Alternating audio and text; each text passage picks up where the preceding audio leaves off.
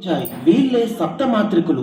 ఈ సప్తమాత్రికుల్లో ఒకరే వారాహి దేవి. ఈ వారాహి అమ్మవారిని కేవలం రాత్రిపూట మాత్రమే పూజిస్తారు.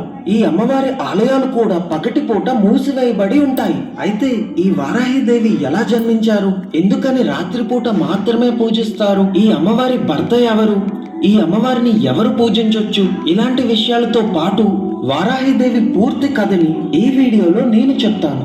చాలా ఇంట్రెస్టింగ్ గా ఉంటుంది, స్కిప్ చేయకుండా చూడండి. వారాహి అమ్మవారి గురించి మన హిందూ గ్రంథాల్లో చాలా పురాణాల్లో ఉన్నది. వాటిల్లో దేవి భాగవత పురాణంలో రక్తబీజుడు అనే రాక్షసుడు దేవుల్లోని మనుషుల్ని సంహరిస్తూ రెచ్చిపోతూ ఉంటాడు. అప్పుడు దేవతలందరూ పార్వతీదేవిని సహాయం కోరగా పార్వతీదేవి దుర్గామాత రూపంలోకి మారి రక్తబీజుడితో యుద్ధం చేయడానికి బయలుదేరుతుంది. అయితే దుర్గామాత రక్తబీజుడితో యుద్ధం చేస్తున్నప్పుడు రక్తబీజుడిని గాయపరచడం వల్ల రక్తబీజుడి శరీరం నుంచి ఒక రక్తపు బొట్టు నేల మీద పడుతుంది. కానీ రక్తబీజుడికి ఒక వరం ఉంది. అదేంటంటే తన రక్తపు బొట్టులు నేల మీద పడిన ప్రతిసారి మరొక రక్తబీజుడు ఉద్భవిస్తాడు. దానివల్ల రక్తబీజుడిని ఎన్ని మంది చంపాలని చూసినా ఆ రక్తబీజుడు రక్తం నుంచి వేల మంది రాక్షసులు పుట్టుకొచ్చేవాళ్ళు. అలా రక్తబీజుడిని చంపడం అసాధ్యమైంది. అప్పుడు రక్తబీజుడి సంహారం కోసం దుర్గాదేవి తన దేహం నుంచి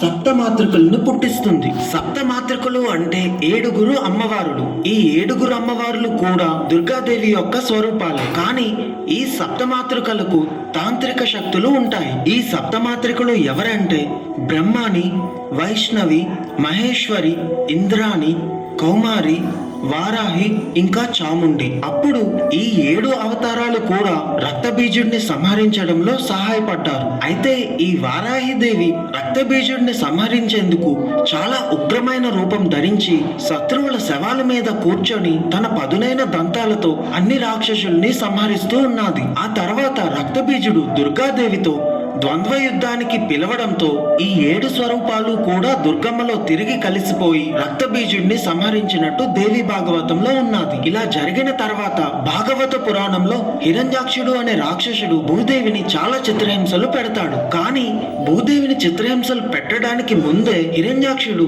వారాహి దేవి కోసం కఠోరంగా తపస్సు చేసి వారాహి దేవిని ప్రసన్నం చేసుకున్నాడు. అప్పుడు వారాహి అమ్మవారు హిరణ్యాక్షుడికి ఏం వరం కావాలి అని అడిగితే హిరణ్యాక్షుడు అమరత్వాన్ని వరంగా కోరుకుంటాడు. కానీ వారాహి అమ్మవారు మాత్రం అమరత్వాన్ని ఇవ్వడం కుదరదు అని తేల్చి చెప్తుంది. దాంతో హిరణ్యాక్షుడు తెలివిగా ఆలోచించి ఏం చేస్తాడంటే, అమ్మ నువ్వు తప్ప నన్ను ఎవరు చంపడానికి వీల్లేదు అని వరం కోరుకుంటాడు.